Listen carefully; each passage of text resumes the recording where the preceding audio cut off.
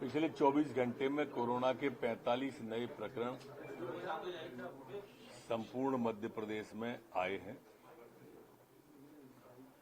जबकि 35 लोग ठीक होकर के अपने अपने घरों की ओर और गंतव्य की ओर गए हैं। संपूर्ण मध्य प्रदेश में जो एक्टिव केस हैं वो 236 वर्तमान में हैं।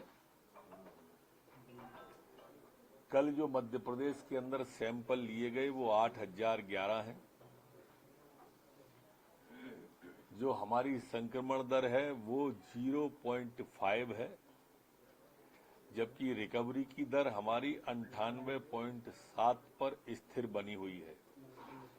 पिछले 24 घंटे में कोई भी पुलिसकर्मी संक्रमित नहीं हुआ है। पुलिसकर्मी का कुल एक प्रकरण संक्रमित एक्टिव वर्तमान में जबलपुर में है।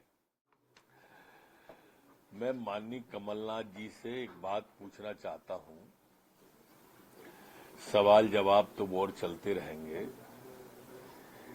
कि जब आरक्षण के साथ भारतीय जनता पार्टी की सरकार चुनाव में गई थी तो आप अदालत क्यों गए थे?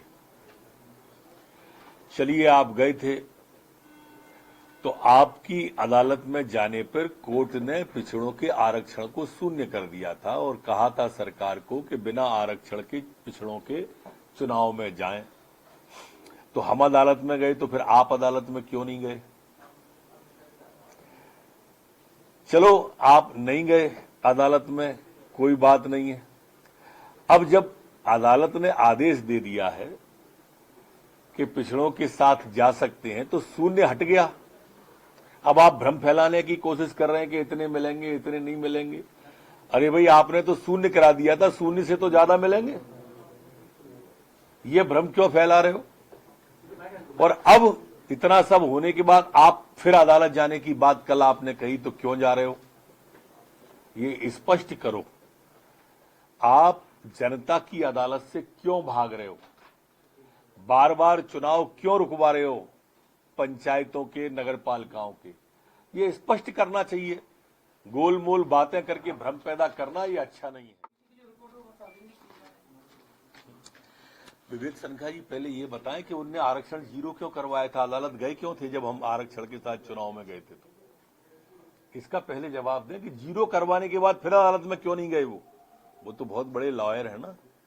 जब कोर्ट ने 0 कर दिया था पिछड़ों का आरक्षण, वो न्यायालय गए थे, फिर वो अपील में क्यों नहीं गए कि इनको आरक्षण दो भाई? फिर अपील में तो सिर्फ भारतीय जनता पार्टी गई ना, और जिसके अध्यक्ष ने और मुख्यमंत्री ने कहा कि हम बिना पिछड़ों के चुनाव नहीं होने देंगे, और होने भी नहीं दिए। कह रहे हैं कि भारत की जो तुलना है वो लंका से कर रहे हैं, क्या और क्या उम्मीद करोगे? भारत के सम्मान पर जहां भी चोट पहुंचती है, राहुल गांधी से लेके कमलनाथ तक वही करते हैं। महान भारत को बदनाम भारत कहने वाले कमलनाथ जी से भारत की सेना पे सवाल उठाने वाले, वैक्सीन पे सवाल उठाने वाले, ईवीएम पे सवाल उठाने वाले, न्यायालय पे सवाल उठाने वाले, ये पूरा कांग्रेस का तंत्र ही ऐसा है।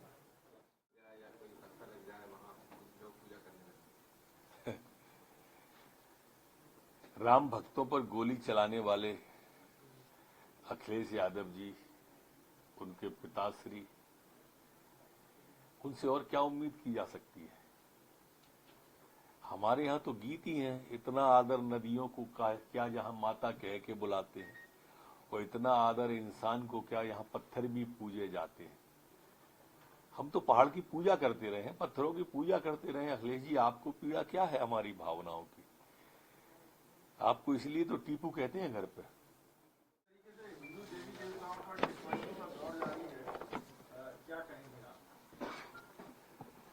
मैं इस पर सिर्फ इतना कहना चाहता हूं कि जो लोग भी मध्य प्रदेश के अंदर धार्मिक भावनाओं को आहत करने वाली टिप्पणी कर रहे हैं, हमारे किसी आराध्य के प्रति गलत टिप्पणी कर रहे हैं, ये मध्य प्रदेश के अंदर बर्दाश्त नहीं होगी।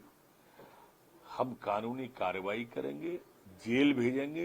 इसलिए मध्य प्रदेश में कोई इस तरह की टिप्पणी न करें।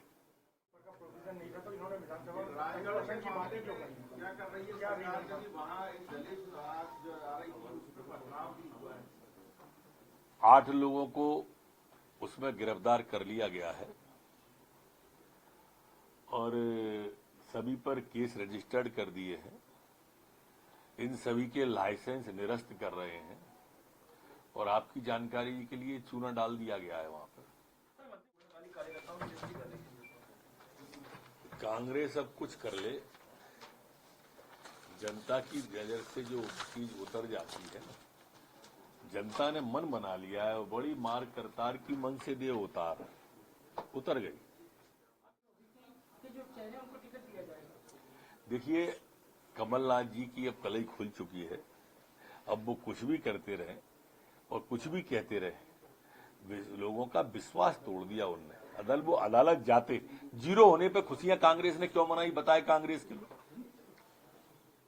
यहाँ जो वैक्सीनेशन हुआ है पिछले 24 घंटे में वो 46,236 लोगों को हुआ है।